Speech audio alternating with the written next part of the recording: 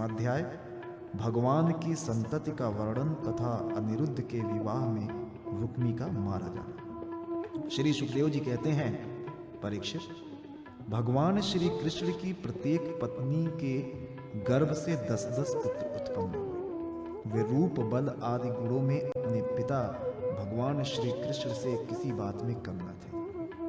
राजकुमारियां देखती कि भगवान श्री कृष्ण हमारे महल से कभी बाहर नहीं जाते, सदा हमारे ही पास बने रहते हैं। इससे वे यही समझती कि श्री कृष्ण को मैं ही सबसे प्यारी हूं। परीक्षित, सच पूछो तो वे अपने पति भगवान श्री कृष्ण का तत्व, उनकी महिमा नहीं समझती थी। वे सुंदरियां अपने आत्मानंद में एक रस स्थित भगवान श्री कृष्ण के कमल कली के समान सुंदर मुख, विशाल बाहु, कर्ण स्पर्शी नेत्र, प्रेम भरी मुस्कान, रसमयी चितवन और मधुर वाणी से स्वयं ही मोहित रहती थी। वे अपने श्रृंगार संबंधी हाव भावों से उनके मन को अपनी ओर खींचने में समर्थ न हो सकी। वे 16,000 से अधिक थीं।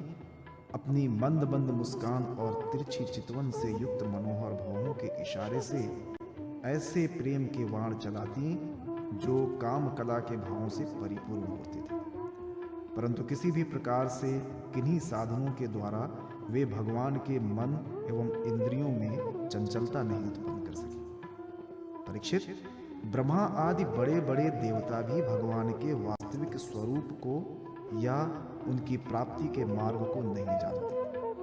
उन्हीं रमा रमण भगवान श्री कृष्ण को उनके स्त्रियों ने पति के रूप में प्राप्त किया था। अब नित्य निरंतर उनके प्रेम और आनंद की अभिवृद्धि होती रहती थी और वे प्रेम भरी मुस्कुराहट, मधुर चितवन, नव समागम की लालसा आदि से भगवान की सेवा करती रहती थी। उनमें से सभी पत्नियों के साथ सेवा करने के लिए सैकड़ों दासियां रहती। फिर भी जब उनके महल में भगवान पधारते तब वे स्वयं आगे जाकर आदर पूर्वक उन्हें लिवा लाती, श्रेष्ठ आसन पर बैठाती, उत्तम सामग्रियों से उनकी पूजा करती, चरण कमल पखारती, पान लगाकर खिलाती, पांव दबाकर थकावट दूर करती, पंखा झलती, इत्र फुलेल चंदन आदि लगाती, फूलों के हार पहनाती, केश संवारती, सुलाती, स्नान कराती और अनेक प्रकार के भोजन कराकर अपने हाथों भगवान की सेवा करती। परीक्षित, मैं कह चुका हूं कि भगवान श्री कृष्ण की प्रत्येक पत्नी के 10-10 पुत्र थे। उन रानियों में 8 पटरानियां थीं जिनके विवाह का वर्णन मैं पहले कर चुका हूं। अब उनके प्रद्युम्न आदि पुत्रों का वर्णन करता हूं। रुक्मणी के गर्भ से 10 पुत्र हुए। प्रद्युम्न, चारुदेश, सुदेश, पराक्रमी, चारुदेह, सुचारु, चारुगुप्त, भद्रचारु, चारुचंद्र, विचारु और 10वां चारु। ये अपने पिता भगवान श्री कृष्ण से किसी बात में कम न थे। सत्यभामा के भी 10 पुत्र हुए। भानु, सुभानु, स्वर्भानु, प्रभानु, भानुमान, चंद्रभानु, बृहद्भानु, अतिभानु, श्रीभानु और प्रतिभानु। जाम्बवती के भी सांब आदि 10 पुत्र हुए। सांब, सुमित्र, पुरुजित, शतजित, सहस्त्रजित, विजय, चित्रकेतु, वासुमान, द्रविड़ और क्रतु, ये सब श्री कृष्ण को बहुत प्यारे थे। नागनजिति सत्या के भी 10 पुत्र हुए। वीर, चंद्र, अश्वसेन, चित्रगु, वेगवान, वृष, आम, शंकु, वसु और परम तेजस्वी कुंती। कालिंदी के 10 पुत्र थे। श्रुव, कवि, वृष, वीर, सुबाहु, भद्र, शांति, दर्श, पूर्णमास और सबसे छोटा सोमक। मद्र देश की राजकुमारी लक्ष्मणा के गर्भ से प्रदोष, गात्रवान, सिंह, बल, प्रबल, ऊर्ध्वग, महाशक्ति, सह, ओज और अपराजित का जन्म हुआ। मित्रविंदा के पुत्र थे वृक, हर्ष, अनिल, गृध्र, वर्धन, अन्नाद, महाश, पावन, वह्नि और क्षुधि। भद्रा के पुत्र थे संग्रामजित, बृहत्सेन, शूर, प्रहरण, अरिजित, जय, सुभद्र, वाम, आयु और सत्य। इन पटरानियों के अतिरिक्त भगवान की रोहिणी आदि 16,100 और भी पत्नियां थीं। उनके दीप्तिमान और ताम्रतम आदि 10-10 पुत्र हुए।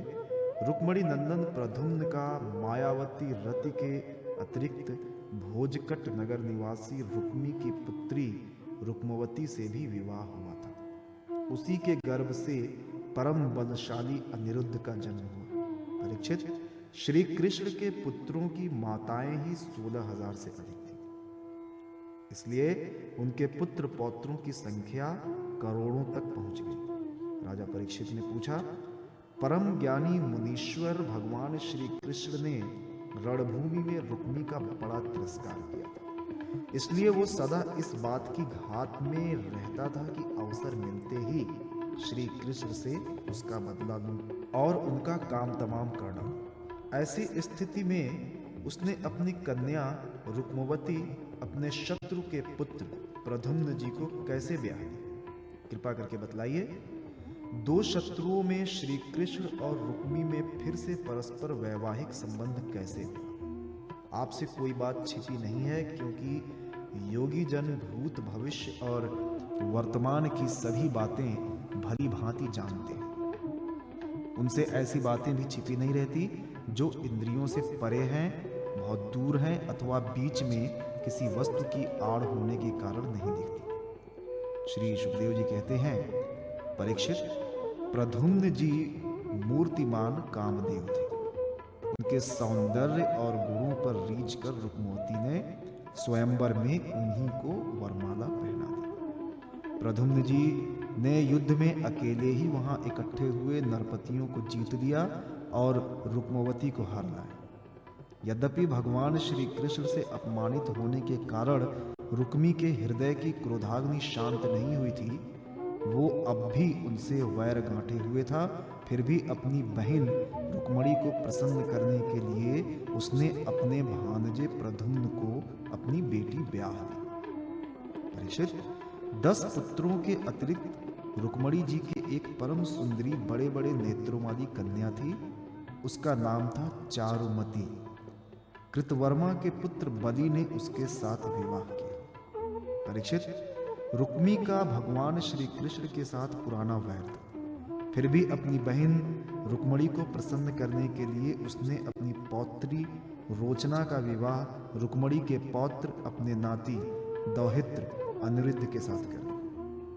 यद्यपि रुक्मी को यह बात का पता था कि इस प्रकार का विवाह संबंध धर्म के अनुकूल नहीं है, फिर भी इसने बंधन में बंधकर उसने ऐसा कर दिया। परीक्षित, अनिरुद्ध के विवाहोत्सव में सम्मिलित होने के लिए भगवान श्री कृष्ण, बलराम जी, रुक्मणी जी, प्रद्युम्न, सांब आदि द्वारकावासी भोजकट नगर में पधारे। जब विवाहोत्सव निर्विघ्न समाप्त हो गया, तब कलिंग, नरेश आदि घमंडी नरपतियों ने रुक्मी से कहा कि तुम बलराम जी को पासों के खेल में जीत लो। राजन, बलराम जी को पासे डालने तो आते नहीं, परंतु उन्हें खेलने का बहुत बड़ा व्यसन है।